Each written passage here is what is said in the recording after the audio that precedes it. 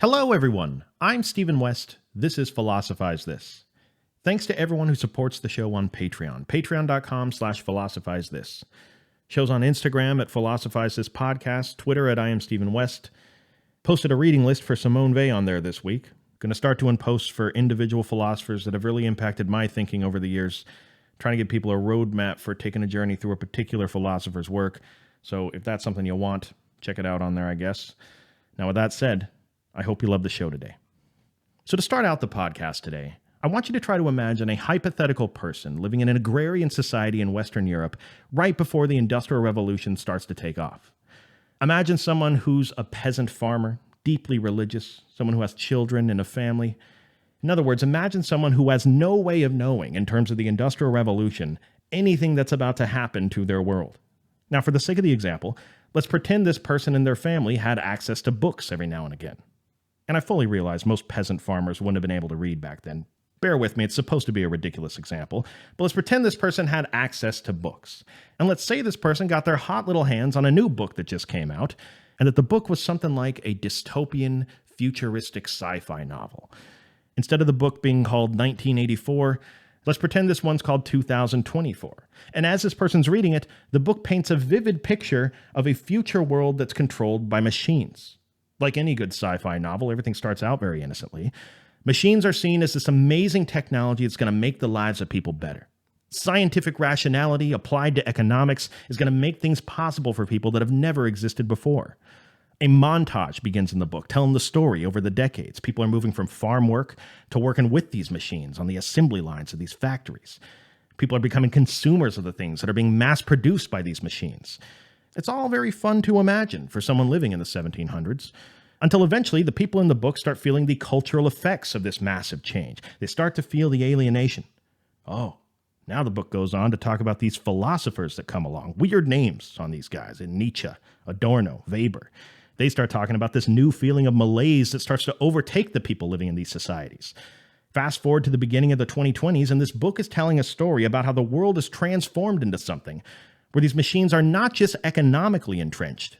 They have now managed to take control of the psychology of the population. And again, this is a sci-fi novel, so grain of salt here, but in this book, the life of the average person is spent consuming media chosen for them by machine algorithms. Many of these people are addicted to this media in some capacity. Many of them suffer in their mental health because they spend their days being fed content that's optimized to get them upset and commenting on it. People doom scroll in this book. People get trapped in media echo chambers. Free speech and censorship become pressing issues in this society in the face of exactly how these machines are divvying out content.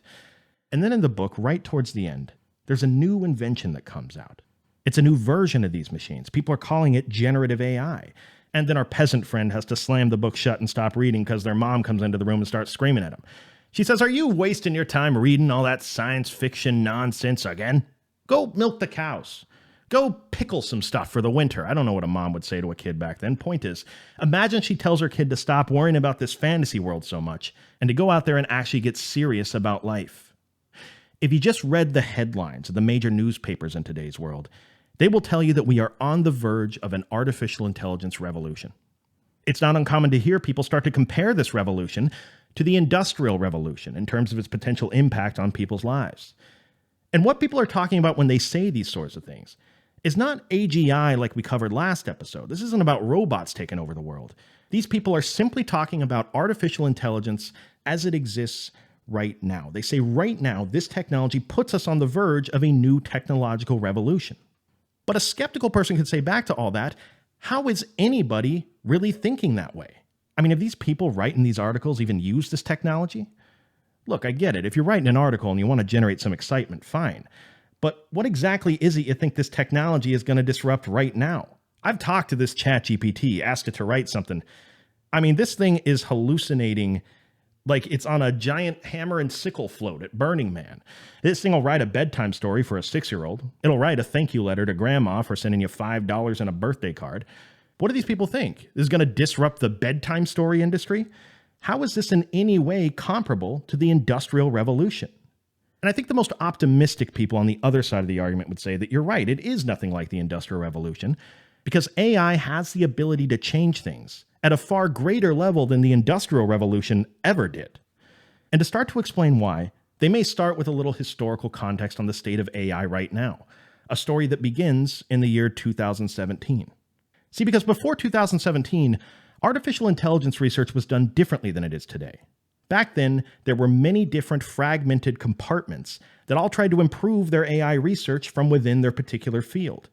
What you had was one group of brilliant people working on image recognition, another group of smart people working on conversational AI, another group maybe working on music-related AI. And if you were someone at the top levels of any one of these particular groups, you wouldn't be able to hang in discussions at the very top levels of any of these other groups. Everybody was more or less doing their own thing. But then in 2017, there was the emergence of something called a transformer. Transformer is the T in the name ChatGPT, by the way. And the use of transformers as the engine of AI, coupled with a change in strategy that massively consolidated how natural language processing tasks were approached, allowed for these formerly compartmentalized fields to unify their efforts towards the development of AI in a way that is completely unprecedented. See, if before 2017 someone in image recognition came up with a breakthrough, that was generally just an advancement in image recognition. But after 2017, in the fields using these transformers, which are almost all the ones you've heard about in the news lately, a breakthrough in one compartment of AI becomes a breakthrough in every compartment of AI. This is why, since 2017, improvement in artificial intelligence has skyrocketed. This is why the amount of money going into research this stuff has skyrocketed. Which brings me back to the person that's skeptical of the technology and what it can possibly revolutionize as of now. You know, the skeptic's obviously not saying that technology's incapable of revolutionizing the world at all. They're just saying, please show me the evidence of this AI disrupting anything, and I'll be on board with you. In fact, it seems that both sides can agree that the level of revolution that this technology is capable of directly corresponds to its capabilities. And that as these capabilities improve and as people get better and better at using the technology, the more possible areas of human life we may start to see this tech bleed into. The more tasks these things are capable of replicating one-to-one that a human being is currently doing, the more impact we may see it have on replacing human beings. None of this seems too controversial to say on either side. Again, the skeptic would just say that the burden of proof is on the person claiming these things can replace human beings. So get to work. Well, the optimistic person could say back to that, look, first things first, these artificial intelligences, whatever they are, they're not just writing bedtime stories and thank you cards to grandma. Also, the application of this technology is not just creative either. You're thinking too narrowly.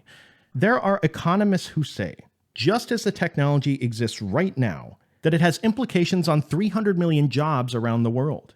And when you take that figure and you consider the rapid level of change that's gone on since the move to transformers, the burden of proof is on me? No, the burden of proof is on you to explain why you don't think this tech is going to continue to improve and change more and more about the world.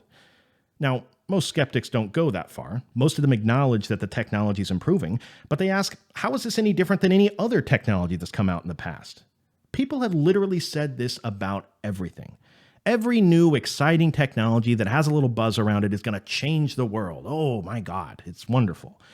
But what always happens is eventually it becomes integrated into people's lives, it becomes a subtle part of the landscape, and then the people that were hyping it up, that can't seem to function if they're not hyping up something in life, those people just move on to the next technology and forget all about it. I mean, just in the last 5 years, it's been Web 3.0, and then it was crypto, and then it's NFTs. Can't these people just relax on this stuff for 2 seconds? But is artificial intelligence different than those things? Well, the only way we're going to find out is if we try to look at it in as unbiased a way as we possibly can, with the express intent to be able to look at it in a totally biased way after we're done with that. But just to start out, try as hard as you can right now to not bring in any connotations about what artificial intelligence is. Because you either run the risk of bringing in what AI used to be prior to 2017, the NPC in the video game running into a box for 20 minutes, or you run the risk of bringing in AI religious fantasies from people LARPing in the woods with their friends. No, let's try at first to see it as generally as we possibly can, as simply a technology. Let's examine it by considering the different affordances that it brings about. What does AI allow people to do now that they couldn't do before? And what areas of life does it prevent or make obsolete? Well, this is exactly what the thinkers Asa Raskin and Tristan Harris have been trying to do with AI for years now. And when considering this most recent advancement in the capabilities of AI, they give 3 criteria that you got to consider if you're looking at any piece of disruptive technology. They say the first thing you got to acknowledge about a tech is 1, that whenever you create a new technology, you bring about a new class of responsibilities along with it. 2, they say if that technology that's being introduced confers power, then naturally a race will begin to try to possess that power. And 3, if there's no coordination by the people that are racing for it, that race will usually end in tragedy. They say we've already seen a version of this when it comes to our relationship to AI in an earlier form. To Asa Raskin and Tristan Harris, first contact with artificial intelligence was the way that it affected us through social media. See, AI, up until very recently, was just known as ranking artificial intelligence, meaning that it was people that produced the content. People made the articles, videos, social media posts, and then the AI would sift through that mountain of content and then rank it in some sort of way. Think of Google taking 10 million results and giving you the most relevant ones to you in 3 seconds. Think of your Facebook feed ranking and delivering the most likely piece of content that's going to keep you scrolling and clicking. This has been the type of artificial intelligence that we've all become familiar with. And this ranking form of artificial intelligence completely changed people's lives. In many ways, we're still figuring out how to deal with all the impacts that it had. Think of the dystopian future laid out in the hypothetical sci-fi novel, addiction, echo chambers, polarization, doom scrolling, censorship. Simply by ranking and distributing content that people were already making, artificial intelligence as it existed at the time was capable of messing with people's mental health, massively influencing their worldview, and undermining major pieces of the democratic system in the process. As Yuval Harari pointed out recently, in the United States, in what some may see as one of the most advanced information delivery machines in the world, simply with AI deciding which content people get to see over others, optimizing for engagement, think of all that happened. We can't agree on who won the last election. We can't agree on whether or not climate change is real, whether vaccines actually prevent illness. Again, we're not talking about what the truth is here. We're talking about the level of disagreement about basic facts that the current way of doing things has managed to make possible. The reality is, you already live in a world where you can be sitting on a bus next to someone, and they are effectively living in an entirely different universe than you are. And that is made possible simply by having this more basic form of artificial intelligence ranking human-created content. And now comes the very recent innovation in the field of AI of what's called generative AI. This is a leap forward. And there's a lot of people out there who are saying that this particular leap forward is different than the previous ones. A lot of people predicting that if we're talking about this version of AI and whatever lies beyond this, that people in the future are going to look back on this time in history and think of there being a time before generative AI and a time after it. So what is generative AI? Well, it's right there in the name, really. At its core, generative AI is about getting trained on masses of data, learning a probability distribution, and then generating new content that's similar to the content that it was trained on.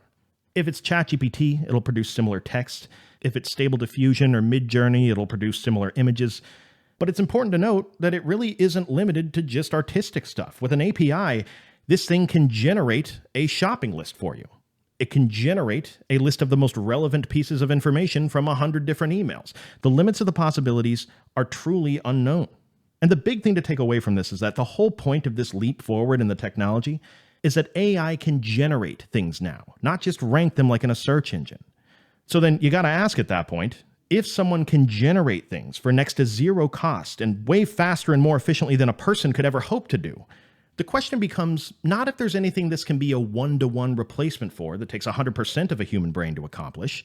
In other words, this thing doesn't need to be able to write the new works of Shakespeare.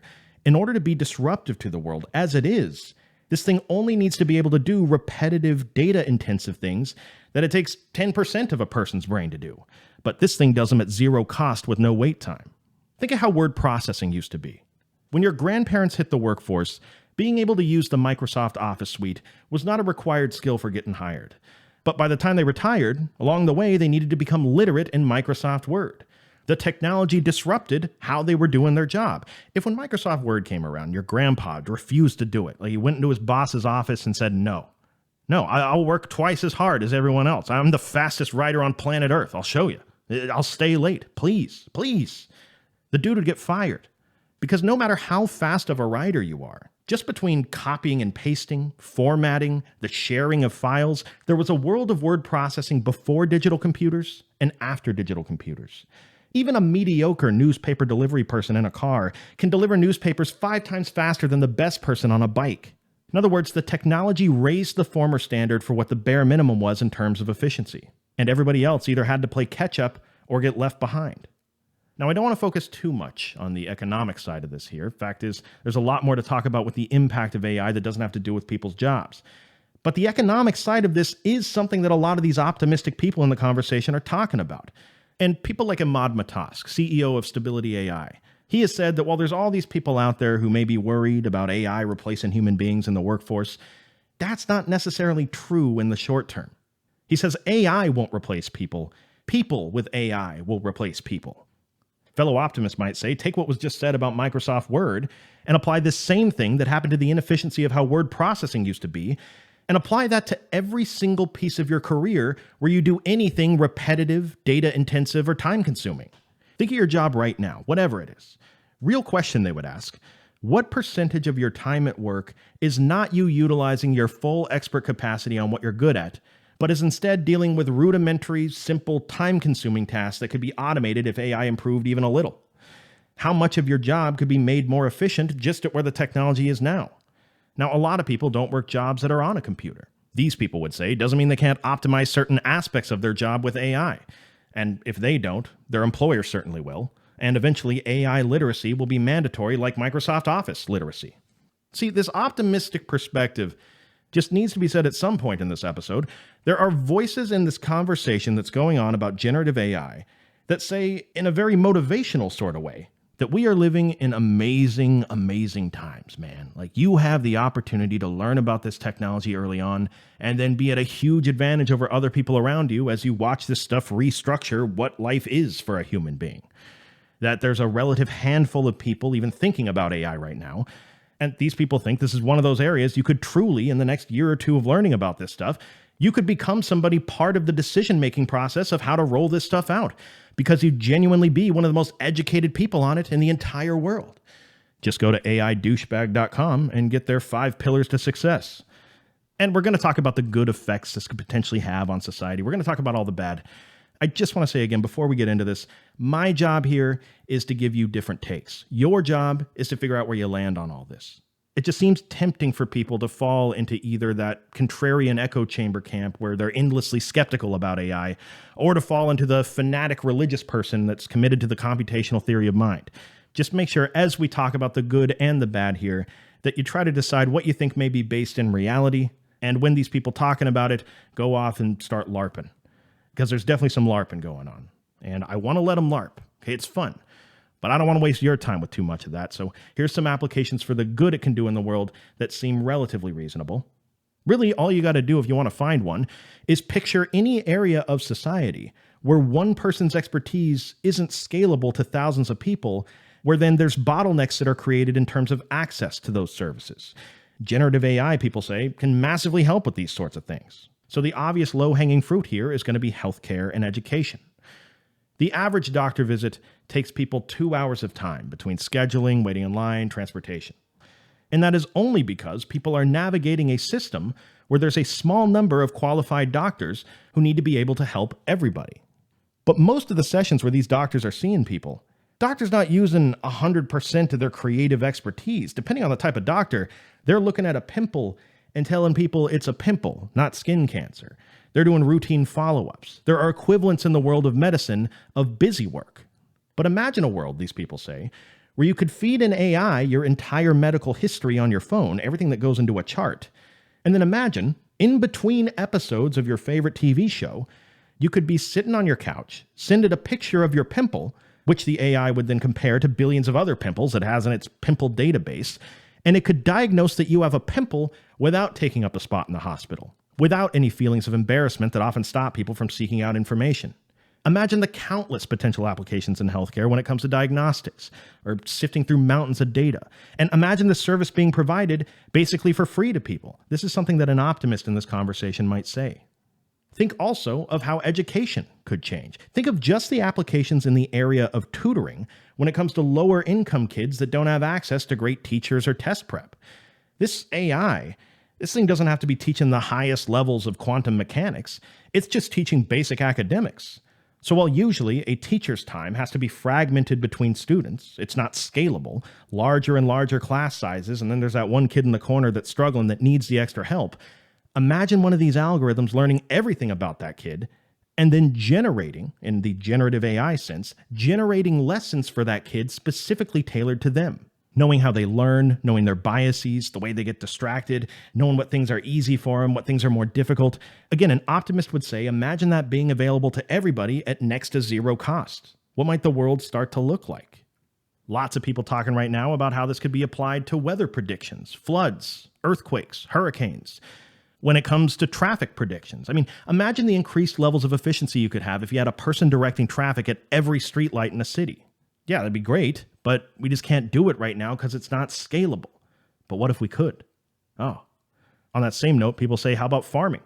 It is not currently scalable for a farmer to go out into the fields like a scarecrow and just stare at every square foot of their crops. But imagine how this might change the world of irrigation and waste. Imagine how it maybe changes the entire way that we talk about the environment and what's acceptable in terms of how those resources are used. Lots of people talking about how much more efficient this makes drug discovery. Just a few months ago with this technology, thousands of years of what it took people in a lab doing protein folding prediction took artificial intelligence only a couple weeks. That actually happened. I'll save you some time here. Virtually any area of society where there's one of these bottlenecks when it comes to the scalability of someone's time, where the thing they're doing doesn't take all their expertise, these people would say generative AI is not far away from automating it. And this extends to your personal life as well. As Yuval Harari asks, why would anyone sit around for an hour and read the newspaper drinking their coffee when they can just ask an oracle what the relevant stuff is that's going on in the world? Think of how this improves the life of someone who's lonely, someone who just wants someone to have a conversation with. Think of how this helps senior citizens. Think of how this changes intimacy. The point is, there's an optimistic way to be looking at all this, that this technology could fundamentally change the entire world.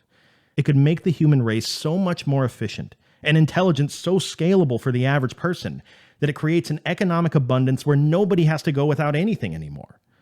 And in that world, these optimistic people say, what it is to be a human being would fundamentally change as well. It would go from having a mindset that's constantly focused on how do I acquire the means of survival today to provide for my family, to more like, what do I want to do with my life?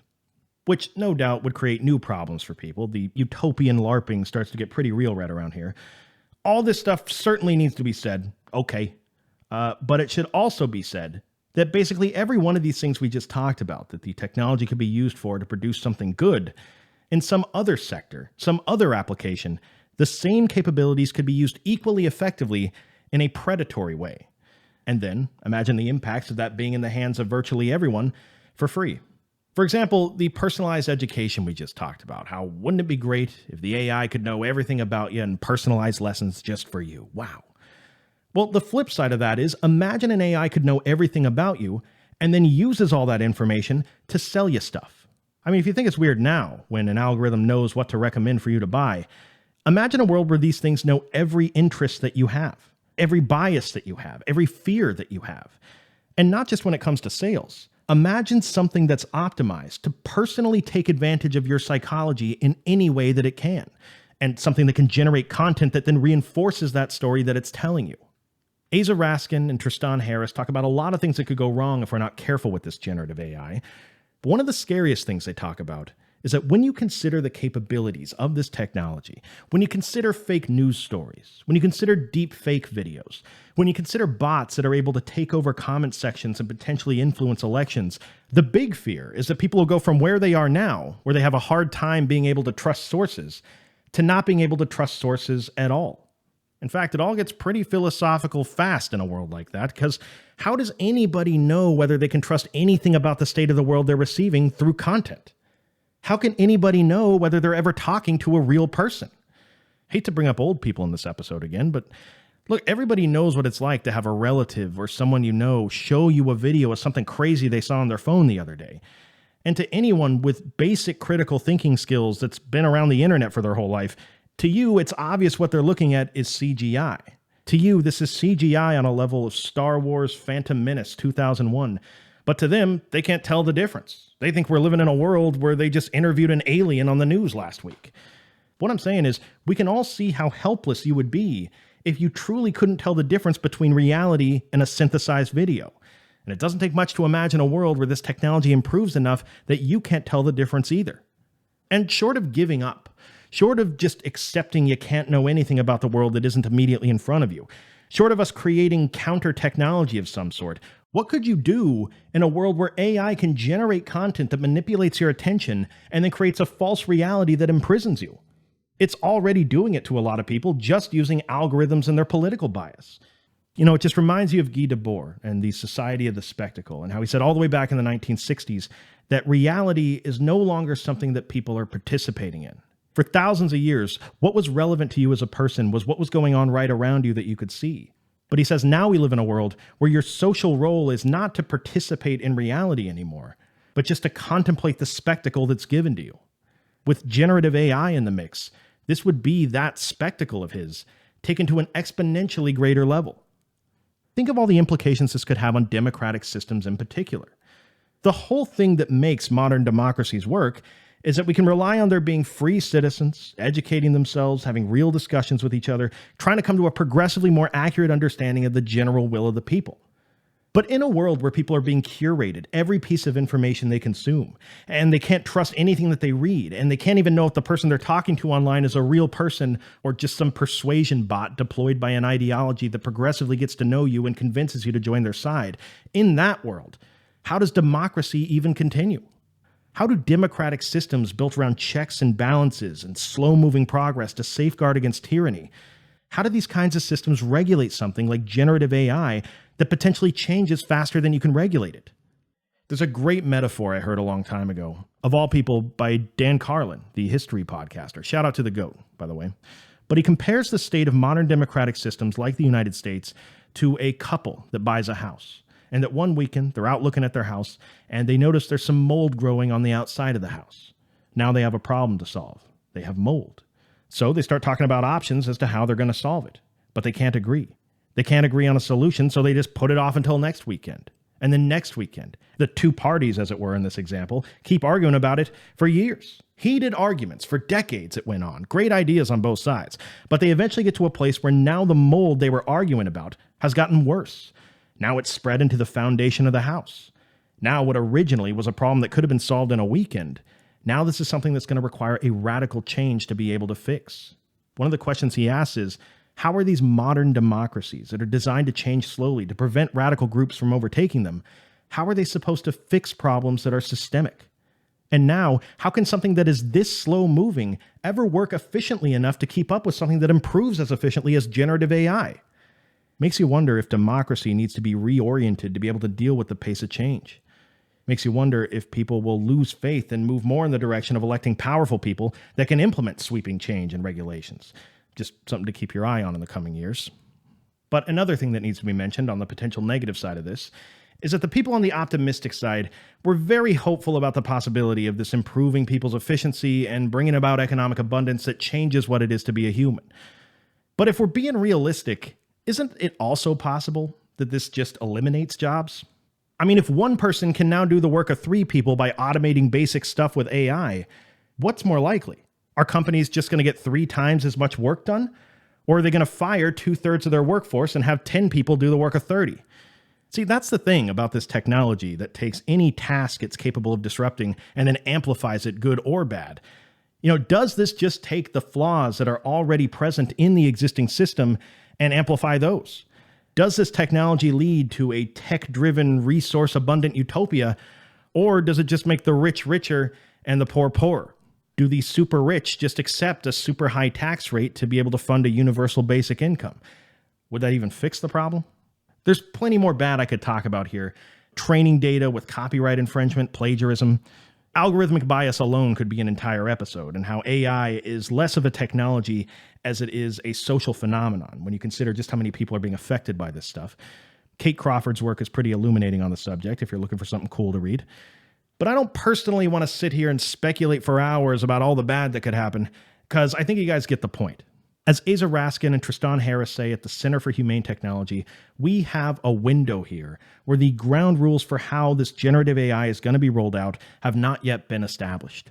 They say we have to do something different than we did with our first contact with AI back in the days solely of ranking on social media. That didn't turn out too good.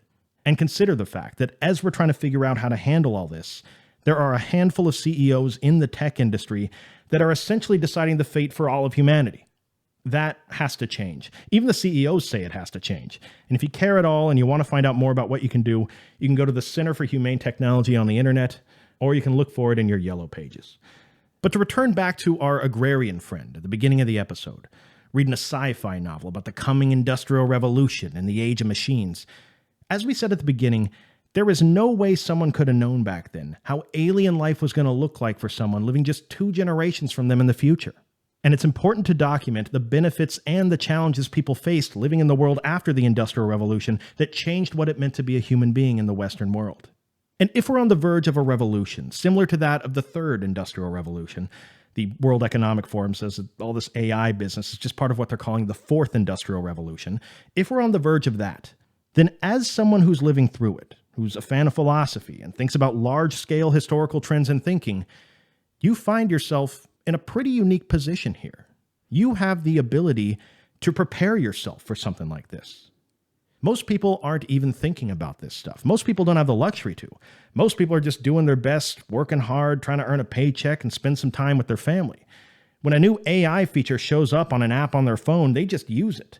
They're not thinking, what does it mean for the future of life on planet Earth when I use this app? No, that's just you. Okay, all of us listening to this, and this guy saying it, we are all truly, truly insufferable. Okay, together we're insufferable. But it comes with some benefits to be insufferable sometimes, if you think about it. You know, as someone that's into philosophy like this, you are in a unique place where you can see the fall of Alexander the Great's empire before it actually happens. You know, a lot of people have been talking about Stoicism lately. Well, Stoicism was a school of philosophy that emerged after the death of Alexander the Great. He dies, his empire's broken up into 4 giant pieces. Those pieces get even more complicated, and the life of somebody in the Mediterranean Sea region at the time becomes one of nearly constant change. So what emerges are schools of thought that try to deal with that constant change. For Stoicism in particular, with your inability to control anything other than your response to things. Point is, how do you deal with a world that is changing so fast you can never find your footing in it? How do you ever feel a strong sense of who you are? If generative AI continues to improve and then continues to disrupt and replace the skills of human beings, think about it. People are going to be living in a world where they live long enough to witness their own obsolescence. Skills that people spent tens of thousands of hours developing, mastering, things that make up a large part of their identity and how they fit into the world. People will live long enough to see an AI able to do it in under 3 seconds. I mean, you want to talk about a malaise that affected people after the Industrial Revolution. You want to talk about philosophers like Nietzsche having the philosophical context to see it coming. Just imagine the malaise for people in this new world that may be created. And you are the philosopher that decides to be insufferable and educate yourself about this stuff. You're the one that can see it coming. It already happens to old people in the world. God, what is it with old people this episode? Sorry. What I'm saying is old people will often see their skill sets become obsolete because of new technologies or just the world changing. But they've often worked for their entire career and can retire and ride off into the sunset. But what if you witness your own obsolescence in your mid-20s? What if somebody signs up for a 4-year degree and by the time they're done getting it, the entire field has been replaced by AI? That is going to happen to someone if this stuff keeps improving. The only question is, on the other side of that, will we be living in an economic utopia? A panopticon? Somewhere in the middle?